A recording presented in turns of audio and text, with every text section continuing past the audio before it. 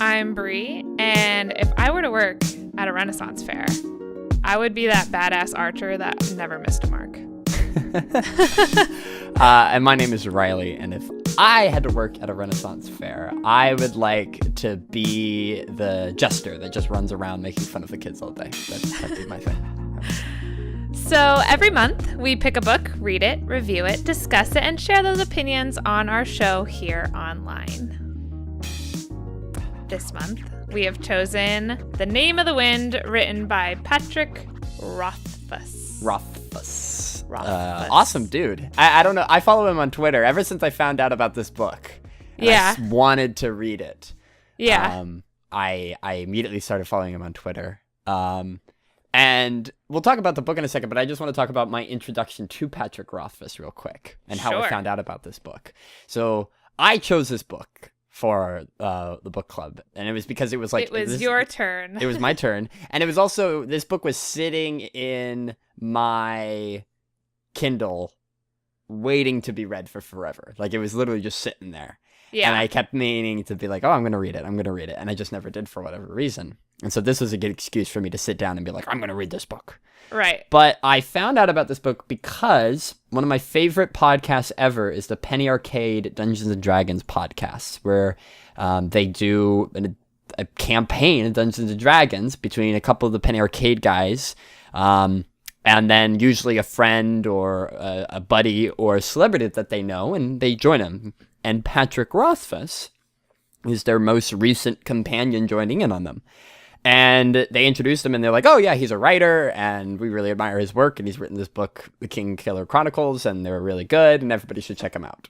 And I trust Penny Arcade, and I love everything they've ever suggested, so I immediately checked it out, and was like, wow, it's fantasy, and I love the guy in the podcast. He seemed great and funny and interesting, and I was like, okay.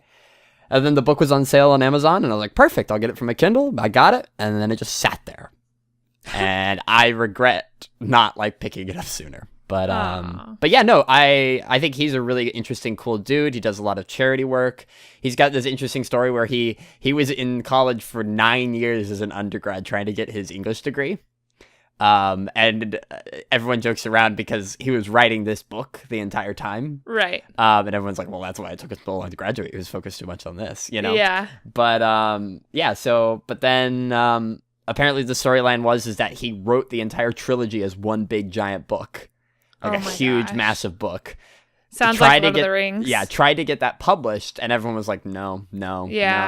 Then he wrote a short story that was published just as a collection, and it won a bunch of awards, and he got to meet some people, and that's how he got his agent, who was like, hey, I'd like to publish your whole book. I hear you've got a book. And he was like, yeah, here it is. He goes, this is too big. We're going to cut it down into 3. Right. And so that's why we have the trilogy. Mm-hmm. But then since it was cut down into a trilogy, he went back and started rewriting everything. So even though he had written the whole storyline in one go and was ready to publish that, since his publisher gave him more time, he's gone back and is fixing and still continuing to write. And that's why the third one's not even done yet. Oh, interesting. So the first one and the second one are done. The second one took longer than it was supposed to. And then he's even written a couple of short stories and collections and stuff here and there to kind of flesh out, you know, the universe and everything. But yeah, you want to give a brief little summary or idea of what the book is? What's it about? Sure. Okay. So it's about a guy who is traveling around, and then his family completely gets wiped out by a mysterious hooded figure. Mm-hmm. And then pretty much the rest of his life, he's searching for answers on that guy. Right. And he does all these other adventures. So yeah, it's fantasy for sure, first and foremost. Absolutely. And I think you and I would both agree that it borrows so much from other stories.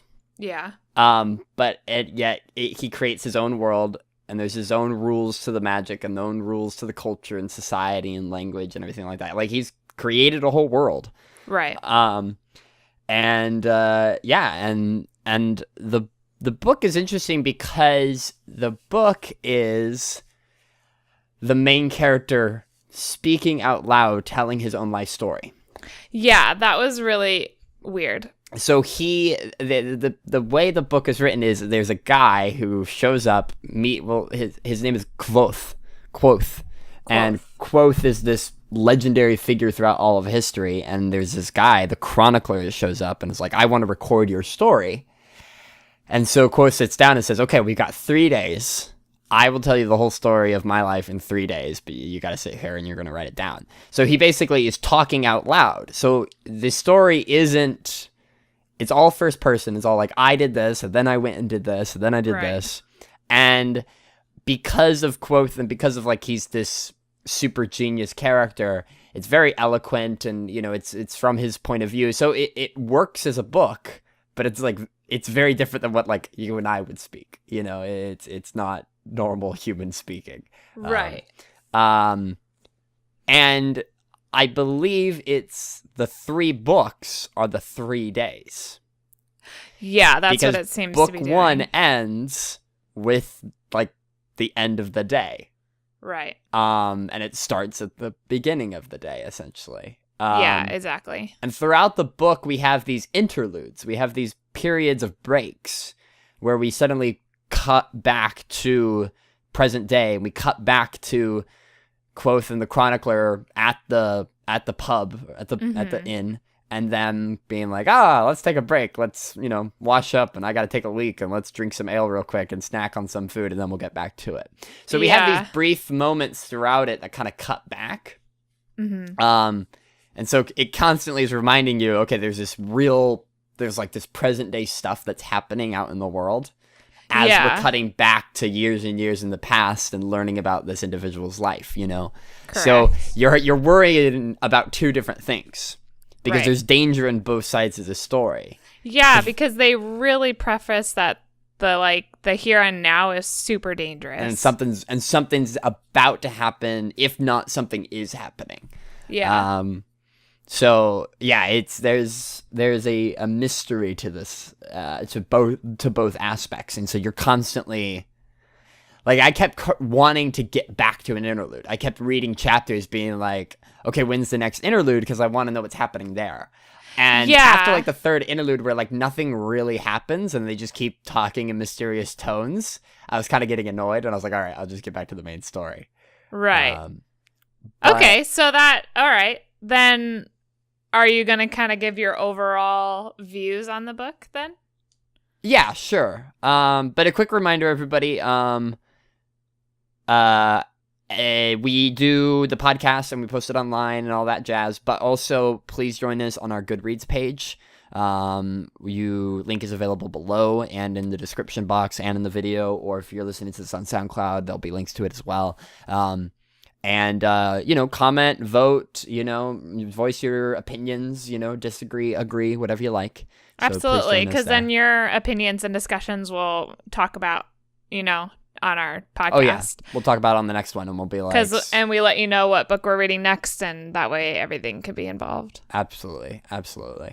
So, yeah, I really liked this book. I did, because I'm a sucker for fantasy. I really am. Yeah. And also, for the past couple of years, I've been really super into Dungeons and Dragons. Yeah. And as the dungeon master of our group, my whole job is to build a world, and to build stories, and to build rules, and cultures, and people, and races. And so any sort of story where they create an entirely new world with its own set of rules, I love. Because that's like inspiration and fodder for my mind. And I'm just like, oh, I love this idea. This is brilliant. And, you know, and there was stuff that I was like, oh, I do that too in my world, you know? So, like, it's just, you know, I think the book is, you know, perfect for that sense. It creates a really cool world with really great rules. The magic is rooted enough in science to feel that part of me that is very science oriented and making it like make sense in my brain, but still being fantastical and cool and unknown. And so the constant discovery is interesting. I will say, and I don't think this is a flaw, this book is obviously written by an English major because it is full of homages, references, and styles of so many other pieces of classic literature. Yeah. I mean, and it's kind of funny because throughout the book, I think it happens twice, but I know it happens once. I can't think of the other time, but I think it happens twice, where Kvothe says, this is not a story, this is not a fairy tale. Like, if it was, this is how it would have happened, but it didn't. It happened like this. Yeah. Yet, there are so many elements of fairy tales, of Tolkien-esque, just, evil, good and evil, and gods and angels and demons. Not to mention just the Bible. Not to mention copious amounts of, like, Greek and Roman hero stories, mixed with its own, J.K. Rowling-esque coming-of-age stories of a young hero. I mean, there's so many different parts of literature and classic fantasy mixed up in all of this. Yeah. And yet he still makes it original and still makes it his own.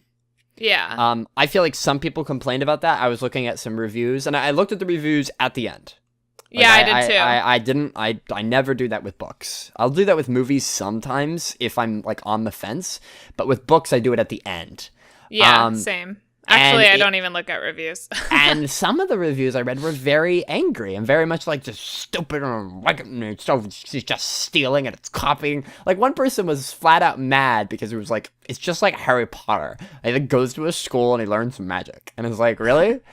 Oh my god. Because it's completely different. But but you could tell he's an English major. You could tell he has a love obsession with the language, and he has a very, very firm understanding of the use of the language. And some people also in the reviews were saying they didn't like how Kvothe speaks, that he's far too, like, eloquent, and, like, is just, it sounds like he's just masturbating all over the dictionary. But I think that's the character, and other characters don't speak like that, Yeah. And I felt like each character had their own voice, and lots of characters. Yeah. I mean, it got confusing because I was doing the audiobook and the book.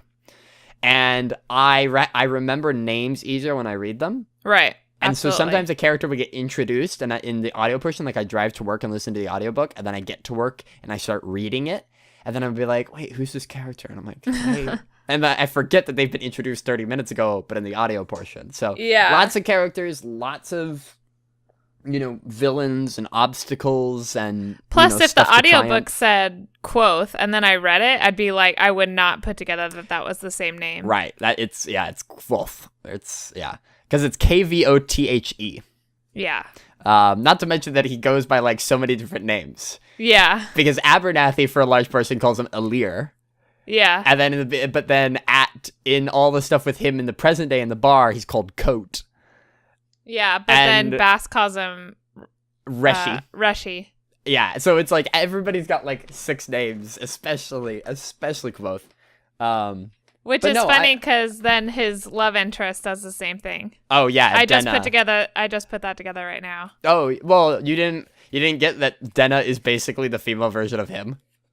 Well, I knew they were equal, Yeah. and I love how he portrayed that, like how she kept fooling him even though he's supposed to be, like, a master liar and pretender. Mm-hmm. And so I thought that was cool, and I thought it was funny that she kept changing her name, and I was like, what's the point of that? And then I just put together, oh well, he keeps changing his name. Like, Did you not?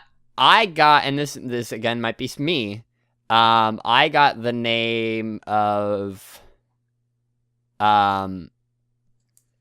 him, Landre, and what's the names of? They're in the story that the old man tells at the bar. oh, like the kind of like the beginning of the bad guy. It's like the bad guy story. Yeah, no, Scarpy. Sorry, I'm yeah. having to look up people's names. So Scarpy tells the story of Lanray and about and again this during the story of and the order of the formation of the Order Amir.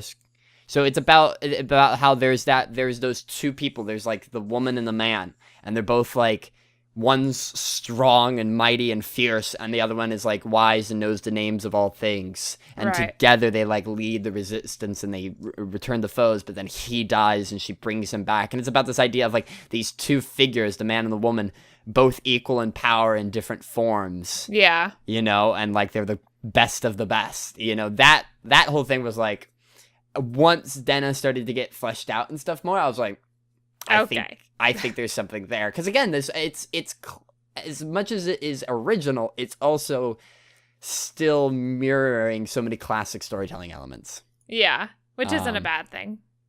But yeah, no, it's a really great book, and I mean, I enjoyed it. I thought it was fun. What about you? Yeah, so I enjoyed it. It takes a lot for me to not like a book. Yeah.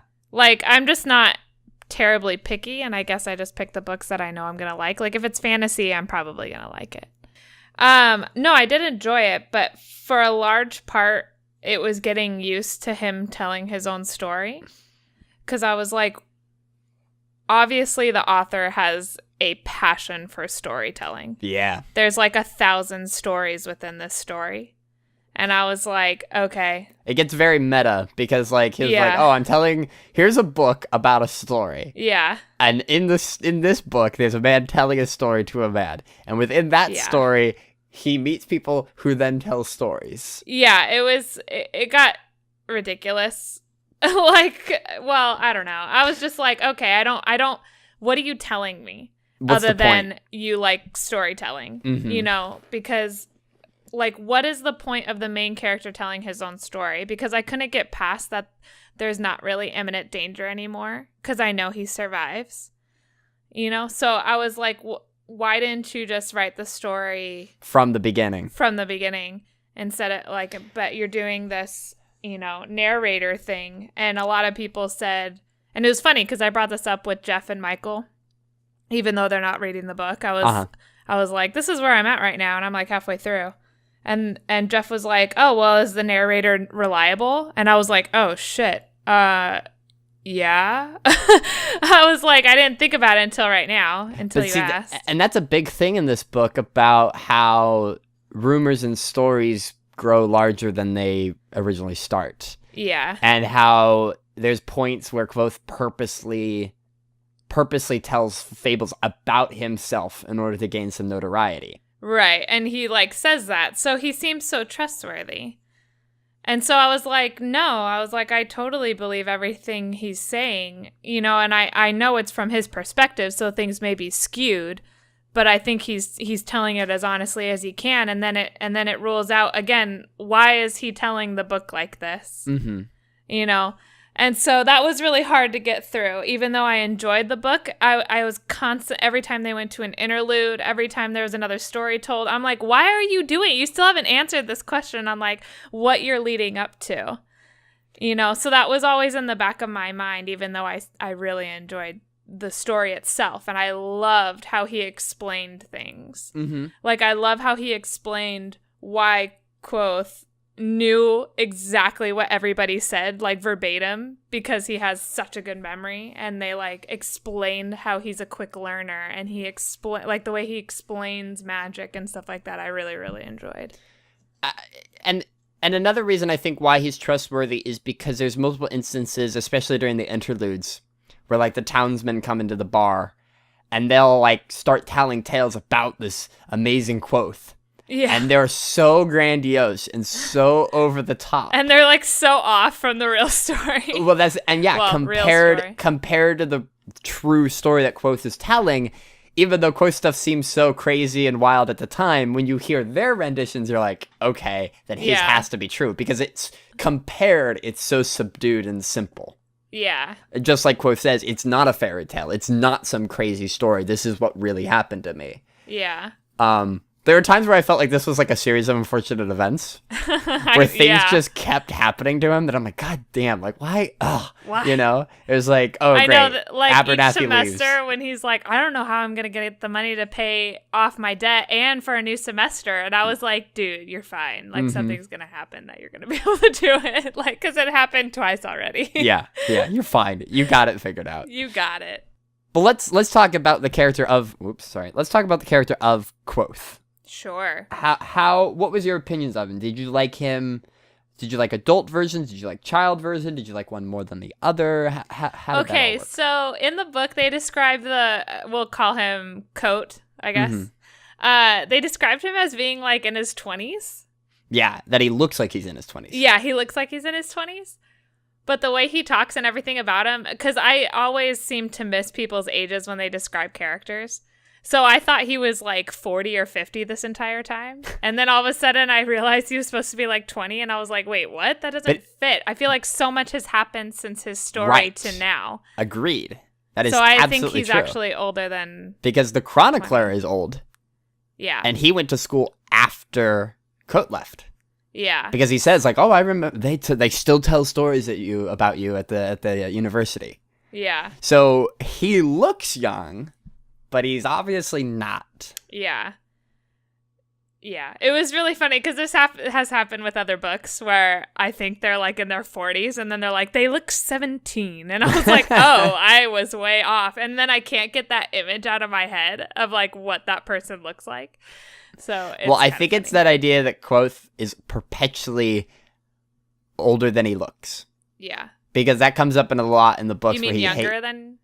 Oh, no. Yeah. Older than he looks. Yeah. Like they always go, you seem so much older than you look. Like everybody keeps selling that to him. And at a certain point, he has to stop people and be like, I know. Like, you don't need to say it.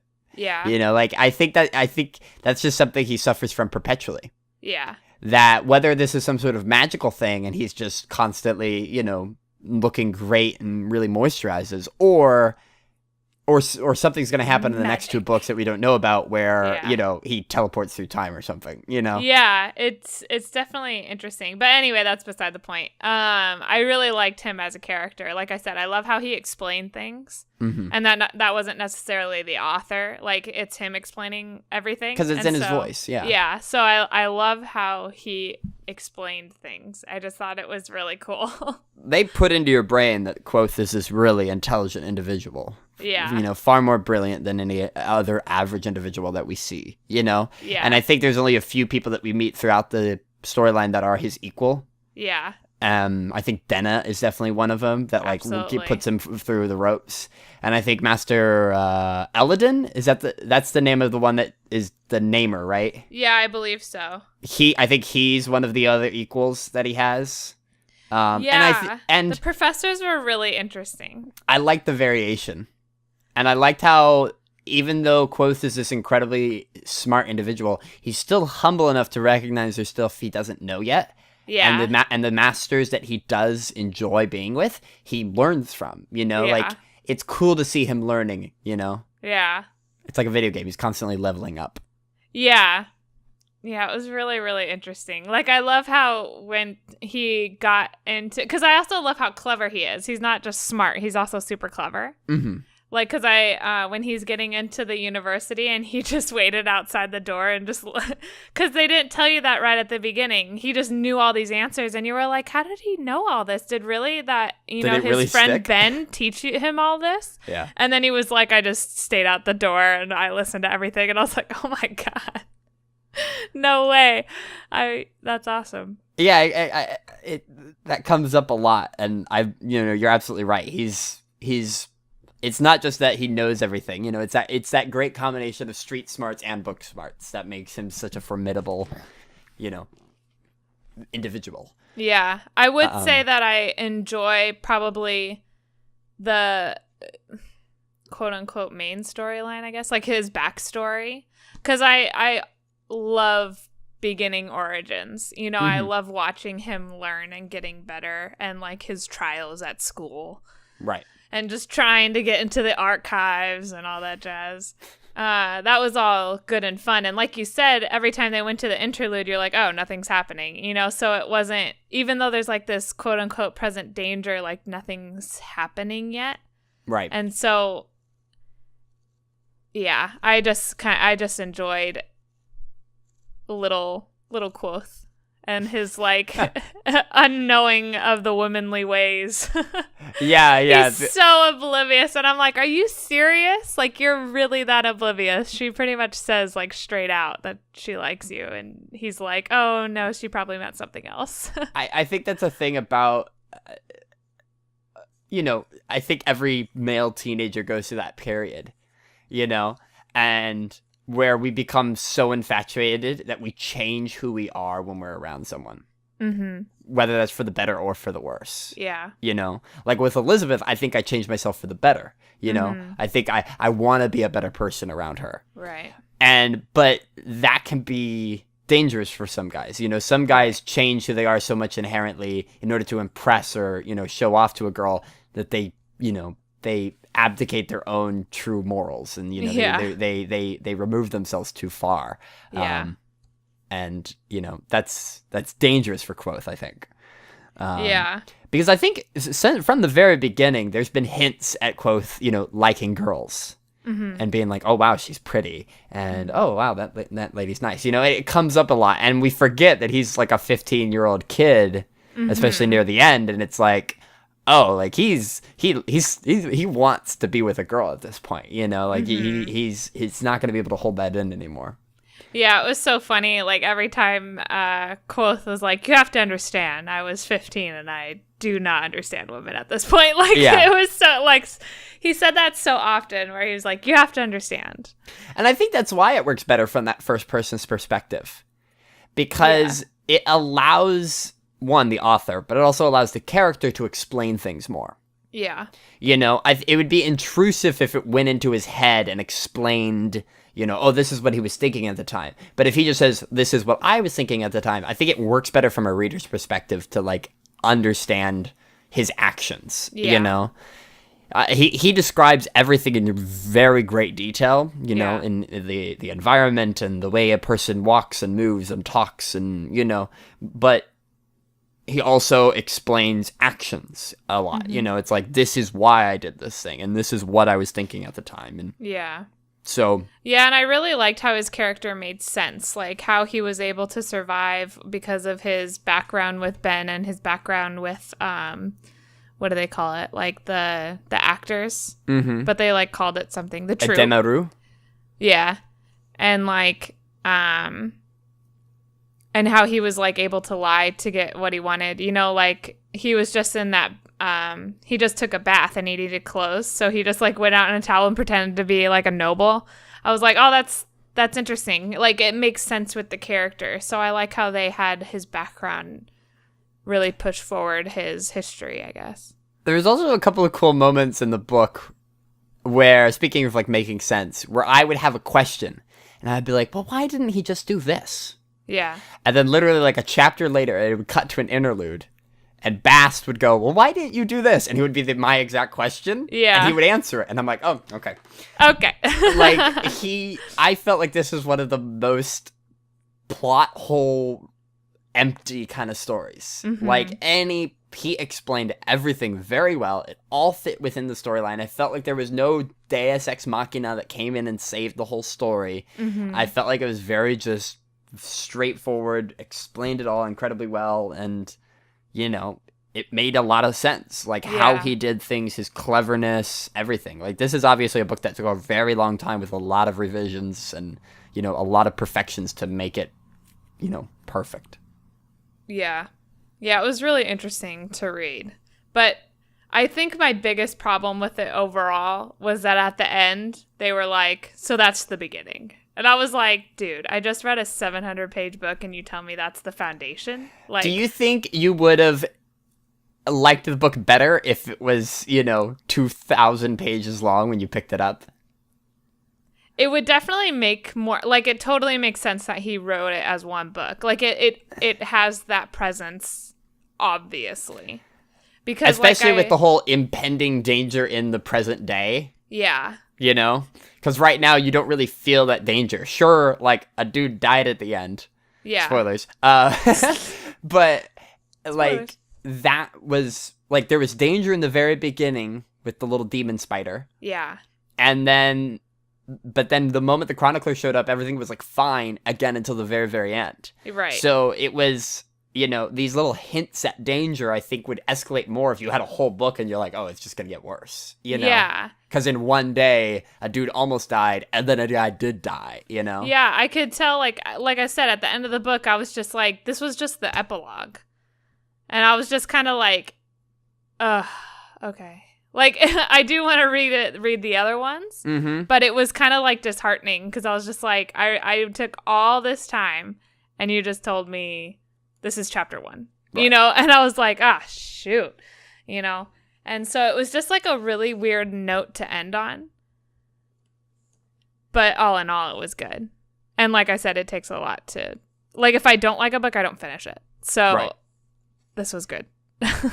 And the world was really, really interesting. Like, I love the world. Oh, I love it. Yeah, which was interesting because some people said that the world building wasn't that great. Really? Yeah. It reads a lot like a lot of the like fantasy books that, you know, I grew up with, you know, but like I feel like it's still the way he does his magic is one of my favorite parts, you know? And I felt like this is a guy that did his research. This is a guy that understood how actual, you know, the medieval ages, Elizabethan era worked with the whole idea of like sponsors and a nobleman is in charge of this troop and guild and they go around to doing it under this nobleman's name. And, you know, these people go to university to study as a physician or a physician or a physica. And then like because of their sponsor, then they come back and work for their sponsor as a physica, you know, like it's this, I loved how they explained everything, you know? Yeah. Like, and the vast diversity. Like, in the audiobook, Will, one of his buddies, he talks like this. Because he's, like, from another country, and he has, like, a hard time with he has the, a heavy accent. Right, and so he was like a Russian man. Yeah. Like, that's how the audiobook guy decided to do his voice. So, yeah, I mean, it was one of those things where... Yeah, it was just so diverse, and, like, I kept wanting to know more. Because there was never a conversation of, like, oh, this is what the map looks like, and here's a picture of it. But, like, you would just keep hearing these towns and places. And we visited such a small portion I think we of the only world. visited, like, 3 towns, or maybe 4 cities. Well, I mean, from the beginning of the book until where we ended, like, Kvothe was where... Kvothe was, the city where the bar is, where Kote is. Yeah. Then the city that they start the story out in when they arrive and they meet Abernathy.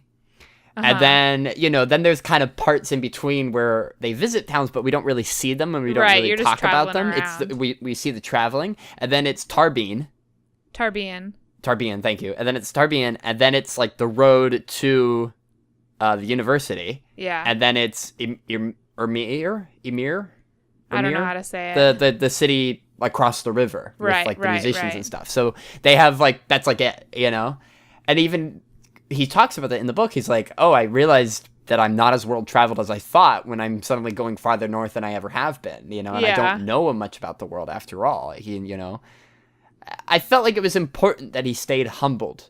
You know, he was cocky at points, but inwardly he was very much like, no, like I'm here to learn. Like I want to know everything. I don't know everything, but I'm it definitely going to. humanized his character because he could come off extremely pretentious.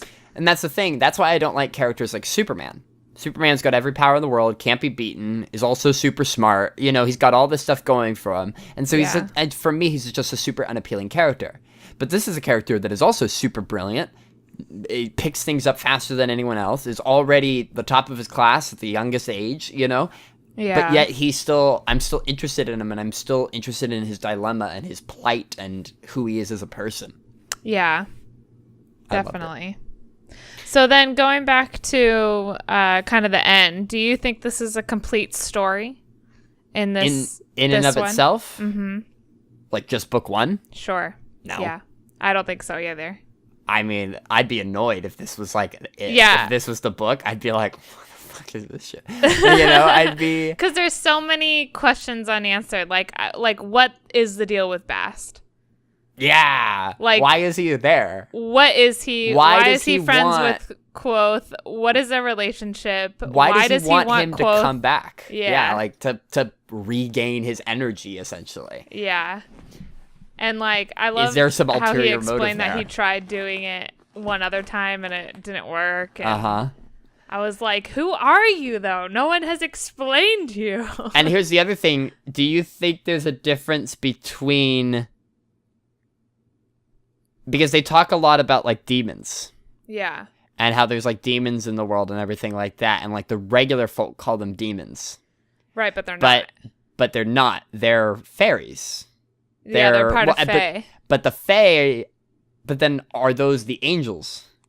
I don't think so. Because there's angels and there's demons. Yeah. And the people, the Arturans, the people that live in this continent, that's the regular folk, they have a god, Telu. Yeah. And their origin of Telu is a very Christian, Jesus, son of Mary, kind of Christian storyline.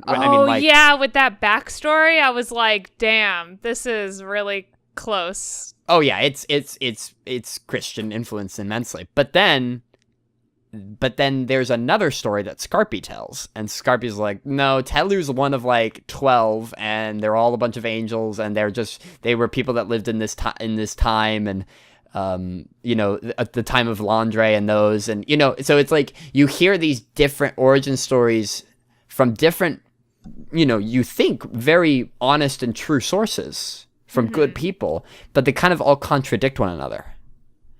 Yeah, it was so funny because when I first started reading this book, I was extremely confused because they introduced a bunch of characters right off the bat. So I started writing them down. Uh-huh. And it was funny because I was like, okay, these are the main characters. And then it was like, no, they're not the main characters at all. Yeah, you're not going to see them for like 12 chapters. Yeah, they're like barely in the book. And so, but it was funny because that Telu character, I put down, is he the big bad? Is he a god? Like, who is this person? Because it was really interesting because he was very godlike, but he almost seemed like dangerous. Or like he's the evil character. Yeah, and that's an interesting thing too. If we want to get religious for a second here, there's the whole conversation of the difference between God in the Old Testament and the New Testament. Yeah. God in the Old Testament is wrathful, vengeful, angry at times at humans, and floods the earth, sends plagues. Like, he's pissed for the entirety of the Old Testament. He's like, and that's where the phrase "I am a God-fearing man" comes from. But then New Testament God is a very forgiving, loving. All you have to do is pledge your allegiance. Say you forgive. Ask for forgiveness, and God will let you into the kingdom of heaven. And it's this very like difference between those two things of the Jesus world of God once the New Testament happens and Jesus dies for your sins, and so as a result, God's no longer vengeful, God's no longer wrathful, and you just have to live this good life and profess your sins, and boom, you're in heaven. Right. Whereas the other way was hard and difficult and wrathful and angry. Right. And I felt like this God was kind of like a mix of that too, of come to this side, like this is the good side, but you're gonna get whipped and it's gonna hurt and it's gonna suck and I'm still a little upset, but it's gonna be okay, Yeah. So I thought that was an interesting thing of like this God, because here's the thing, if Telu,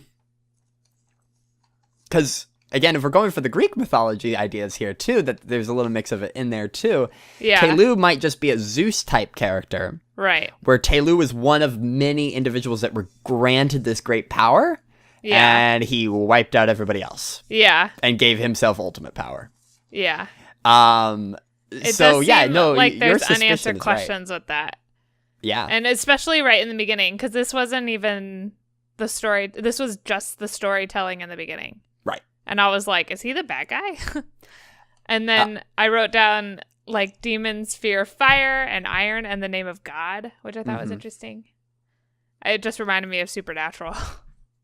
Yeah, it's deeply rooted in so many mythologies and, different stories and stuff. Another thing is, we know it's called the King Killer Chronicles. Yeah. And multiple times the chronicler even says like, the King Killer, Right, and like so we know this is a thing. But we never hear about a king in the entire first book. Yeah, there doesn't seem to be a kingdom. Like there is, we assume.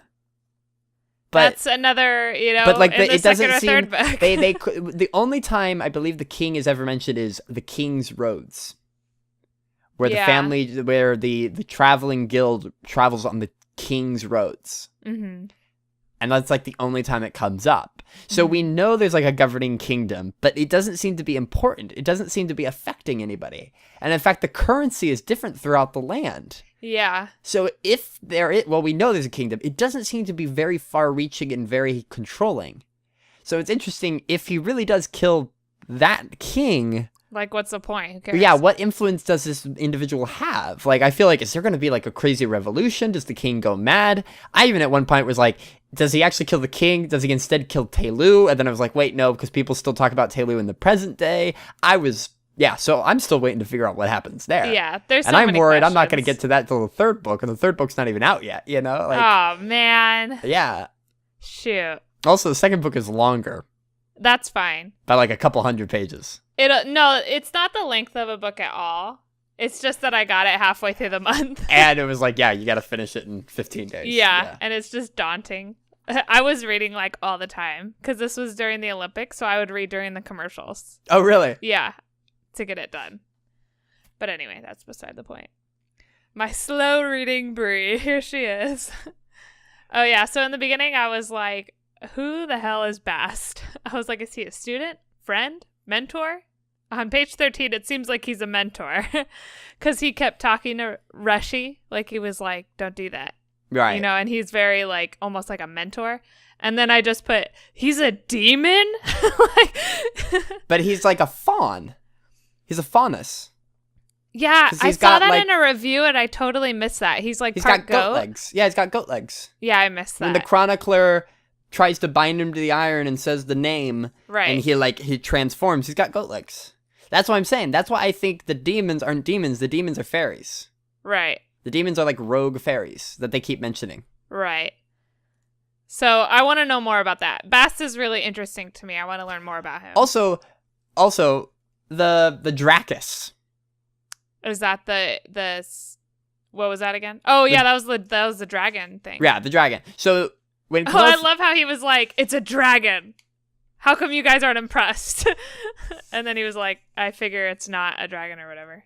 Right, like that's the thing. In the very beginning, when he first gets in the library, he finds a book on like the common Dracus. Yeah. And like he's reading it, and it seems to be like he says in the book, like, oh, it's considered like not real. Mm-hmm. Like they don't exist, and if they Right. ever did exist, they definitely don't exist anymore. Mm-hmm. And then he just finds one Yeah. out in the woods, Yeah. and then he kills it, and everyone's like, ah, you slayed the demon, and it's like, yeah, and but like, this is a dragon, guys. Like this is a Dracus. This thing breathes fire. yeah, because they said they were super rare because they usually don't go where people are, even though they're drawn to fire. Which I was Mhm. like, wouldn't they be drawn to people all the time then? I think the thing here is then it was drawn to the fire of the Chandrian. Oh, is that how you say that? You said it, and I was like, "What the hell did you just say?" The Chandrian. Yeah, Chandrian. I read right over it. You do that. I do that a lot in books. I'm That's much why more I like visual. the audiobook. Yeah, I like the audiobook because it just tells me that, but it's also so that I can read when I can't like read, like Right. for the car, like I'm driving to work and back. Then Exactly. I get there and I'm like, oh, here we go. Yeah. Because it's great because I have an Amazon Kindle and then I have it on Amazon Audible. Yeah. So as a result, it updates. Right. So where I pause it on that's Audible, cool. it will update it on here. What? Yeah, it's That's called a really cool feature. It's called Whisper Sync. It's great. Oh, Whisper Sync. This podcast is brought to you by Audible.com. I wish. Not really. Please Hey, sponsor Audible. us. Wink. All right. So, we kind of talked about this a little bit, so you can just do a yes or no. But, so Yes. do you trust Quoth's storytelling? Absolutely. So you He has- trust he him has- 100%. He has no reason to lie. That's what I feel the same. He's Like, at I think it's from his perspective, and they brought that up when Bass was like, I met her. She's not that great. She looks okay. She's beautiful, but she's not as you describe her. And I think that's fair. A lot of it is personal, and a lot of it is absolutely. opinionated, but it doesn't mean those opinions or personalities are wrong. No, not at all. But I thought that was so brilliant to put in like 3/4 of the way into the book, just for the she's not reader that to be great. like, wait. So how much of this is from his perspective? Yeah. But I also think whatever rope he's at the end of, he's at the end. So Right. he's at this point of he's given up. This is his retirement. Mm-hmm. He's like, I've done everything I need to do in life. I'm going to spend the rest of my time sitting here at a bar, cleaning glasses, being a little OCD, and making people happy. Yeah. This is his retirement. So he's decided at this point, fuck it. Like, I'm I'll finally tell it because I want to tell it right because he's sick of people coming into his bar and telling ridiculously tall tales about his life, and he's like, I'm gonna set the record straight. So he seems a little prideful. He's like if you're gonna tell my damn story, tell it right. Yeah. I don't think there's anything wrong with it. Because then he was like, so how are you going to write down the story? And the chronicler was like, oh, because of this, I have a good memory. And he's like, that's not going to do. Do you have a different way to like write it immediately, word for word? I like the idea that the chronicler is a very smart individual. I mean, we know it because he went through the Arcanum and he finished the Arcanum, but I think it's important like I thought it was Arcana. The Arcanum? Yeah, I thought it was again, like audiobook. Arcana. It helps. Yeah. But I think, like we know, like Abernathy was cool and Abernathy was great, but he never really got to show off. Mm-hmm. And he only ever taught him the basics. Mm-hmm. And he taught him a lot of basics, and it was still very difficult for a kid his age and everything like that. Mm-hmm. But Abernathy, besides the one time he called on the wind, never really got to be awesome. Yeah. And I hope he makes a return. I think he will. Same with Scarpy. Scarpy was way too important to just be there for a second. Yeah, that was really weird. Because there's the whole mystery of the church. Again, with the whole Telu thing, like what's going on with that? Yeah. So I think there are some characters that we're going to see come back. But also, yeah, I think think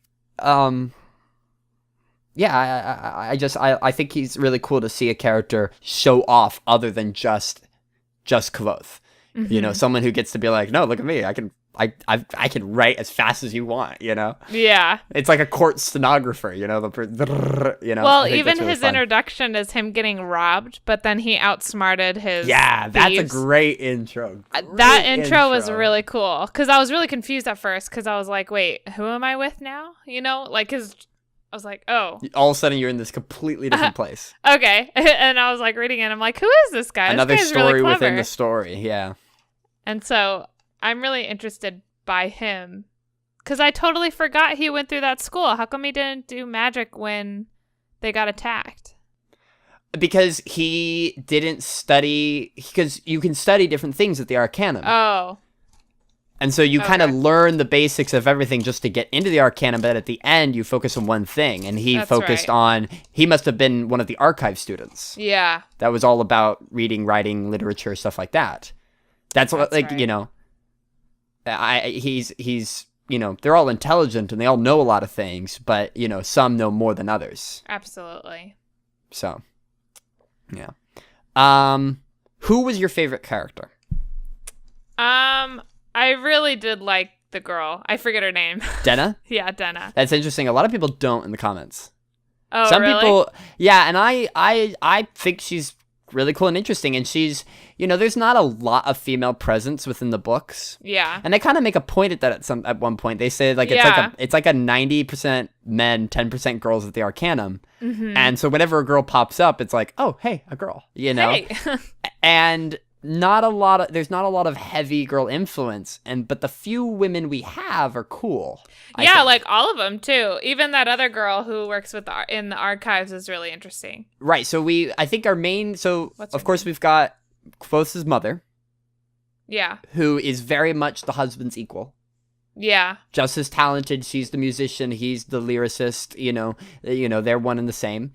Then we get Denna, who is Kvothe's equal, just as mysterious, just as interesting. So mysterious. She has her own flaws and everything, and I think it's a very much I kind of got a lot of things to Forrest Gump and Jenny. Mm-hmm. About this idea that Jenny's this just illustrious, like fanciful, free spirit, and Kvothe is trying to constantly, like, he wants to chase her down and stuff, but she kind of gets away from him constantly. But then we've also got the girl that works in the Physica who heals him up. Yeah. You know, so we got a girl there, and then the girl that works in the archives. You know, like and then also the woman when Kvothe is going to the academy, to the university, on the way there he takes that cart and there's that husband and wife team there. Oh, yeah. And she has an interesting role. Like, I mean, there's not a lot of strong female characters, but I don't think that's because of any sexism, because I think the female characters that we have are just, you know, just like every other just random character, just there. Mm-hmm. Because you and I both would agree that Denna is definitely going to play a much bigger role in all of this. Well, and Bath said he met her, and so I was like, what? How long has Bast been around, or more accurately, how long has Denna been around? Yeah, like, she's just so interesting to me, and I love that she's able to, like, every time Quoth lies, she's like, you're lying. And I'm like, oh my gosh, like, no one else has been able to do that. Yeah. I love her so much. Do you notice that transition when he starts to lie? It happens right during his interview when he's first being accepted into the school. Yeah. He switches over and he's like, he starts being like, I lied and I did this. You know, he makes that transition, I think, right there where he decides, like, this is the path I'm going down. And I think it's a dangerous path, you know? Yeah. It's definitely got me hooked, you know? Like, oh, yeah. I'm so interested in these characters and what's going to happen with them. Yeah, we'll absolutely have to read the I just hope it's not have to read the other ones. Like a letdown. Because I feel like it was so weird because it was like I was reading this book and I'm like, okay, where is this leading? Because everything it's leading to is obviously not going to happen in this book. And then they had that whole encounter with the dragon. Uh-huh. And I was like, halfway through, I'm like, oh, this is the climax. It's going to be like defeating this dragon. And we had no idea this dragon was coming. So that was like really weird. Yeah, there was no like hints at this mysterious thing in the woods. You know, it was just kind of like, oh, and here's a dragon. Oh, and we're fighting a dragon. Oh, and it's dead. And we're good. And that's the end. But I mean, because here's the thing, is there's kind of two finales. Because there's the finale of the story, and then there's the finale of present day. Mm-hmm. The finale of the story is when he finally gets, like, revenge on Jackus. Mm-hmm. And he calls on the wind and breaks his arm and all that. On what's his name? What'd you say? Well, his last name is Jackus. What's his first name? Ambrose. Ambrose Jackus, thank you. I actually really enjoyed Ambrose. Oh, yeah, he's the fucking worst. One time in my notes, I was just like, what a bastard. Well, isn't that one of the quotes is, he's not half the bastard I thought he was. He's 10 times the bastard. He was just so much fun. He's and then they even said, like, this isn't the end of him, and he does something worse. And I was just like, well, aren't you just a Joffrey Draco Malfoy? Absolutely. Absolutely. So I love to hate him. He's really, I like reading about him. I get the feeling that this is going to be very series of unfortunate events. It's not going to get better. No, I don't think so either. I think it's going to get really bad. I mean, yeah. It's just, he's just going to keep running into situations, and everything's just going to get really bad. And he's going to somehow get out of it. Mm-hmm. But it's not going to be a good ending. Yeah, so again... He'll get out of it alive, but bad stuff's going to happen on the way out. Absolutely. He's going to shut the door and the whole building's going to fall around behind him. But the door's still standing. Yeah, the door's still standing. You could still use it as a door. There's just nothing to go in and out of now. Yeah. Yeah, it's that's my impression, that it's going to get worse way before it gets better. Absolutely. And I don't think it'll ever get better. Judging by the fact that Denna's not there, he's alone in this tavern, he's having to hide from the world, he's on the run. I mean, if he's not on the run from murdering the king, he's on the run from other stuff. Yeah, and they didn't explain the sword that he got mounted. Yeah, what's up with that sword? What's the special thing about that sword? I don't know. What was the thing he had engraved on it? He had, like, runes, didn't he? I thought it was something else, but the Chronicle knew him from that sword. Like, it was a special thing, and, like, it had to be a certain material, and... Yeah, like, it had to be a certain type of wood, and he was like, oh, sorry, it took so long, but this wood is hard to work with, and he's like, oh, it's fine. I think that sword's got some magical properties, and, like, I think it has something to do with the runes and the binding of materials and stuff like that, you know? Yeah, it was interesting, because then at the end, they were like, I know you tried to do the magic because you didn't go for the sword and stuff, and I was like, what is happening? Yeah. There was just so many questions. Like, a lot of questions. But it's good book. It was enjoyable, because, like, I just enjoyed the tales. Yeah, it's fun to read, it's fun to read just a tale. That's what it feels like. It feels like a tale. I feel like I could really super condense so many parts of this and tell it to my children as a bedtime story. Yeah, because I really enjoyed the whole arc of like him getting his pipes. Yes. Like that whole story was like really good. Mm-hmm. And there's like lots of that. There's little chunks of stories throughout this. Yeah, and that's like the thing. It's like there's the story of him losing his family, and then there's like the story of him like learning magic, and there's a story, so it was really just a really different book. And then half the book is him and student loans. Student loans, which was just like, I'm so worried about his debts to that girl. Oh yeah, the when he first walked out. Oh, that girl is really. I love that character. That's another great female character. I wish I remembered any of their names. I feel terrible. Her name is I can't remember. I have like a list of characters, and I'm like, I don't. Yeah, I have the King Killer wiki up, but no. Also like, she's great, but. Was it Ori? Fella is the girl in the archives, if I remember correctly. I think you are correct. Fella's the girl in the archives. So Ori's the girl. Ori's the girl in the tunnels. No, I thought that. Oh, yeah, you're right. Who's this? You can edit all this out. Oh, I was right. It is Eladin. Haha, Master Eladin.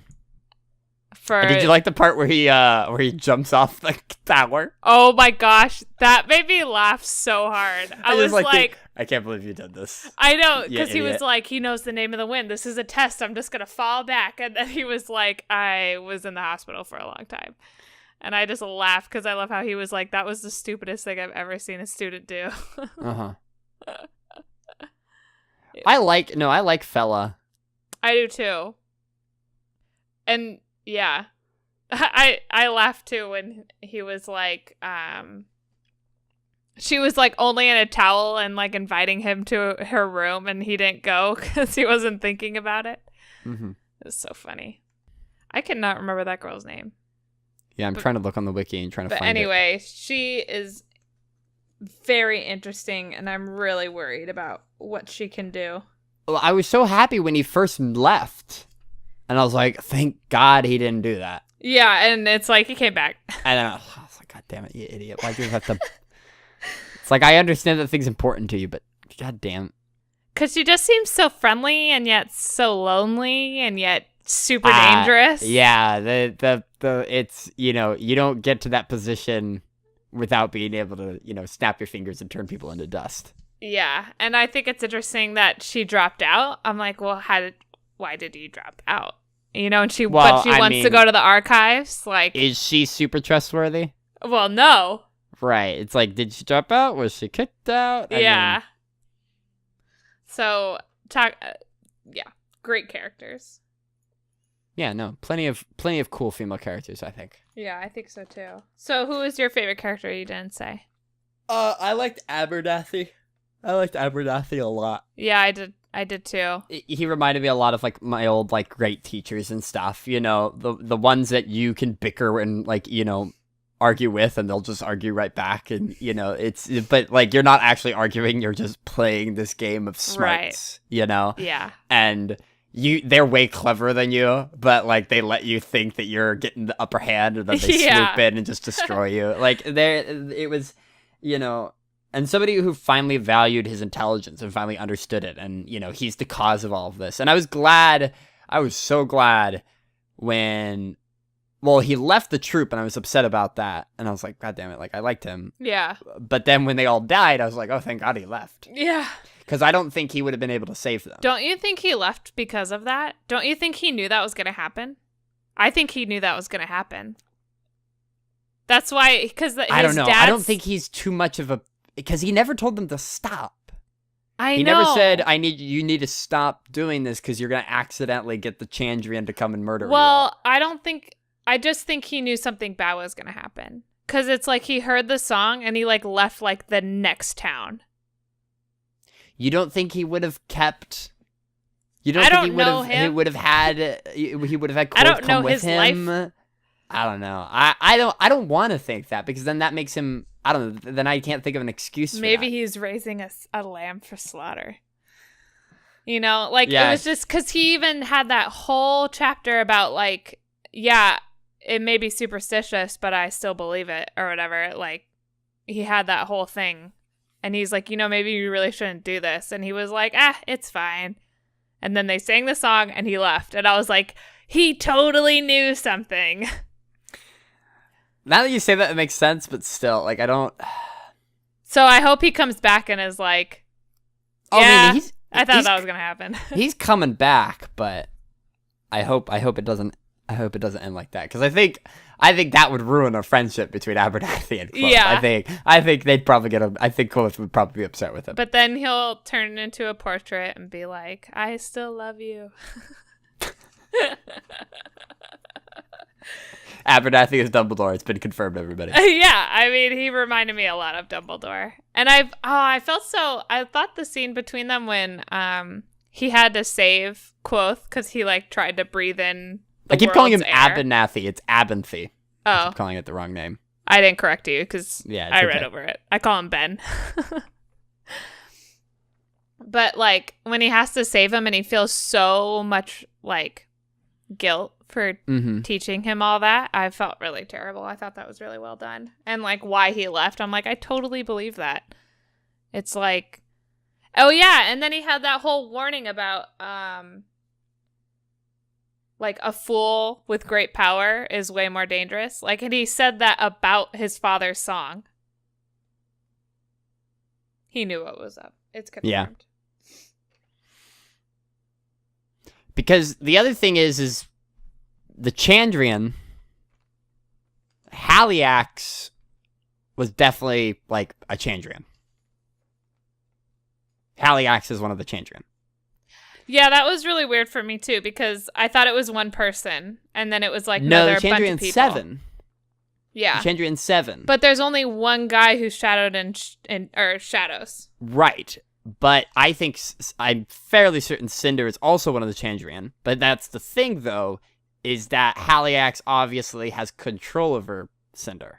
Uh-huh. And, like, was telling him what to do and Right. saying, like, you need to do this and, like, yada, yada, yada. Right. So that's my same notion of, if Haliax has control over Cinder, does Haliax have control of all the other Chandrian? He definitely seems like the leader. Right, which makes me think that then Telu is kind of like the opposite. Telu is the leader and the controller of all the other, like, the opposite end of that spectrum. Yeah.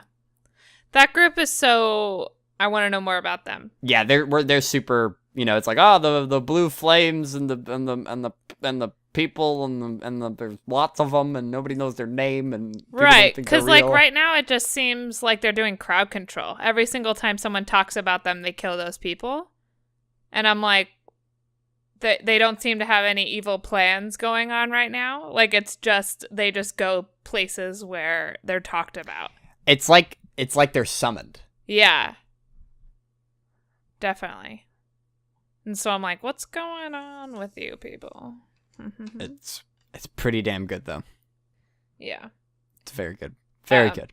So one of the bad reviews on Goodreads pretty much summed up that they didn't like the book because the content was based on wish fulfillment instead of actual plot. What do they mean? Like, Quoth is the perfect human being, and he's just wish fulfillment for all these geeks and nerds who play Dungeons and Dragons and read fantasy. Because he's, like, super clever, super strong, super smart, can do magic, can learn everything really quickly, Gets the girl. Probably will get the girl at some point. Is best in the kingdom. Yeah. Befriends the good people, makes enemies of the bad people. Yeah, and then defeats the bad people. Yeah, I mean... But my thing was, isn't, like, every book wish fulfillment? I mean... If you hated the main character and you couldn't see yourself in that person's position, you wouldn't enjoy the book. Yeah, because it's so much about his character. I think if you didn't like Quoth, you wouldn't like this book. Right. Or it would be at least really hard. I mean, I totally... There were times where I totally saw myself in that character. Of being, like, too clever for their own good and getting in trouble for that. Of the whole, like, being a good performer and being able to lie really well. That was, yeah, super relatable, and then the whole, like, the eagerness to learn and having a teacher willing to show you that sort of stuff, also super relatable to me. So, I mean, I relate to the character a lot, but the idea of wish fulfillment, I don't know, because bad stuff happens to him. Yeah, like, he's poor for so long, and, like, I would not want to be in that position at all. And it's like, because I think I might have read the same review as you, where somebody was also like, his only handicap is that he's poor. As like, no, the handicap is that he's poor, that he's homeless, that he's living on the streets, that he's being kicked and abused and beaten constantly. Like, yeah, he has to steal food every day. Oh, here's another thing about the whole demons and that they're not demons thing. When he gets beaten by the guard on, like, Christmas Eve, essentially, right? Oh, yeah, or Midwinter's Eve or something. Yeah. And then he goes, and then the demons are being chased out of the city by Telu, and it's like that whole ceremony and then the head demon, tries to rescue him and gives him money and gloves. Yeah. And I think that is, like, the thing, even though it's fake, an allegory and it's a metaphor. Yeah. It's a metaphor in real life, and I think that's where, I think in the future we're going to see, I think that's why he's friends with Bast. Yeah. I think something happens and he befriends these people. Yeah. And he realizes they're not the evil demons that people make them out to be. And that there's a difference between, like, the evil demon spiders that show up and murder people, and then, like, those things, Yeah. Like, I think lore and history has mixed up the evils of the world and the goods of the world, and everything's been so fuddled and mixed up because of maybe the Chandrian murdering people, or time or something like that. And so they've forgotten what's good and what's evil. Yeah. And I think that was a metaphor. I think that was meant to be, the demons that we think are the demons aren't as bad as the world thinks they are. Even though that wasn't a real demon, it was just a dude in a mask. I think that was meant to represent something. Definitely. That's the thing I like about this book, is there's, like, a lot of scenes where you're like, why was that there? But like, that there's was a purpose somewhere. And all, and it made sense. But I was like, why was that there? Because he made a specific point to be like, no, I need 3 days because I need to tell you all this important information, and it all leads up to something. Yeah. And I love how he was gonna start, like, the beginning of time, and then the chronicler was like, why don't you just start, like, when you're born? But going back to the wish fulfillment thing, I don't know. I mean, I definitely love the book because I can relate to the character. I love the book because it is so much like that D&D fantasy, world building thing that I love personally. Yeah. But I don't think that makes it bad. What's funny is, you've mentioned this before. You said the same thing in Harry Potter when we talked about that. You said that you were like, you relate to the character because X, Y, and Z. Mm-hmm. I feel like when I read books, I don't relate to a character. Or at least that's not how I don't do that with every book. Do. I don't do that with every book. Like, I didn't do that with Hunger Games at all. I didn't relate to Katniss at any point whatsoever. Yeah. But did you feel connected to her? Did I feel... I mean, I didn't hate her. I liked her as a character. I thought I liked her. I liked the books, but it wasn't because of an emotional connection I shared with her. Yeah. Of a relation of some sort. But Harry Potter, I have connections to. Quoth, I have connections to. Ender from Ender's Game, I have connections to. Well, that's what I'm saying. There's a difference between relating to a character and feeling connected to a character. Yes, absolutely. And so that's what, like, I felt connected to Quoth because he's, like, the narrator and all that jazz, and I'm like, and I'm invested. You worry about him, you're invested in him, you want him to succeed, you don't want him to get hurt, but not because you see yourself in him. Yeah. And you are him. Yeah. But because you just like the character as you would like a person. Exactly. As if that person, if you were friends with that person, you would be worried about them. Right. Yeah. So we're like this. We're like friends with Quoth. Yeah. But yeah, like, it was funny because both of these books and they just happen to be back to back, you're like, oh yeah, I relate to the character. And I was like, I don't remember the last time I related to a character. You can't think of a character that you saw yourself in? I just don't consciously think that way. I'm just reading a story. Like, this is so not my world. You know what I mean? See, I think it's a thing of, oh man, I wish I was in this world. Well, I mean, I wish I was in this world, but it's not. You know, that's why I enjoy reading it. Uh-huh. Because it's like when Harry Potter happened, I was like, oh my God, where's my letter? This is also a book that's like, especially near the end when he's like going through school, and I realize how lame it is to be like, oh man, I have no time. And it's like, I spend so much of my day just doing nothing. And he's like learning every single minute of the day. He's sleeping, eating, and educating himself. Oh my and gosh. I'm like, I work for a couple hours, I have food, and I'm like, oh man, I'm exhausted. There's not enough time. I'm so tired. Like, I think honestly, and I'm not saying this in any way, but I think this book is making me go, okay, I need to shape up here, you know? That's so funny. I get that with like a lot of things, especially like TV shows or, you know, these kind of characters where they're like, all I did was work. Or even like since the Olympics just happened, they would like explain their day as an Olympian. And I'm like, holy shit, like I need to get my stuff together. Right. And there's like a scene in Buffy the Vampire Slayer when she like needs to learn for a test and study up. And she's studying and she's like, her friend Willow is like, hey, Buffy, how's the studying going? And she's like, oh, you know, it's so much easier in the montages and shows, but you like actually have to do the work, you know? Yeah. I was like, oh, it's so true. You see these montages and you're like, yeah, I could do that. And then you're like, no, it's a lot. All right, well, you want to wrap it up and do final reviews? Sure. Unless you got any extra questions? No, I'm good. Okay. So overall, really enjoyed the book. Really am looking forward to reading the second one. I don't like how it ended. I didn't like the note it ended on. But I really enjoyed the world. I enjoyed the characters, and I enjoyed the stories within this story. But I feel like overall, this wasn't like a complete standing book, which isn't a bad thing. It's just different than anything I've ever read. Mm-hmm. How many stars? Oh, probably a 4 out of 5. Mm-hmm. 4 out of 5, yeah. Okay. Yeah, I mean, the same way. 3.5. I mean, this is a reader's book. This is a book for people that love reading. This is a book for people that love literature. And as I am one of those people, it's a perfect book for me. I love it. I think it's great. I enjoyed all the characters. I immensely enjoyed the world building. That was probably my absolute favorite. Just how he created, how just everything works, you know, the towns and the cities and the people, you know, keeping it large, but at the same way, it felt also small at some points, you know, it was very intimate. Quoth is a wonderful character, both as the old self and the young self, and you know, minus the whole, I feel I relate to the character, but just in general, I want him to succeed and I want him to triumph because he seems like a good person.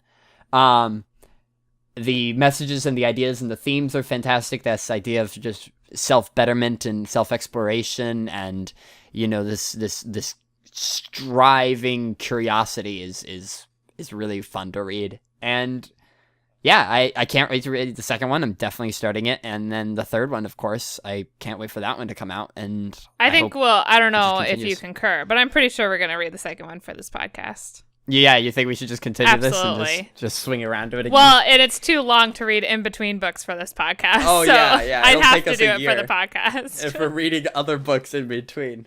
But yeah, no, I think for me, 4 out of 5, but I fully expect the other ones to like up it. I feel like as I read them, I feel like I'm going to get more invested and more in love. With characters and plots, and I'm just gonna be like, 10 out of 10, you know? Yeah, I concur. Plus, I think answers to our questions, which now we are like invested in, will have such more of like a satisfying feel.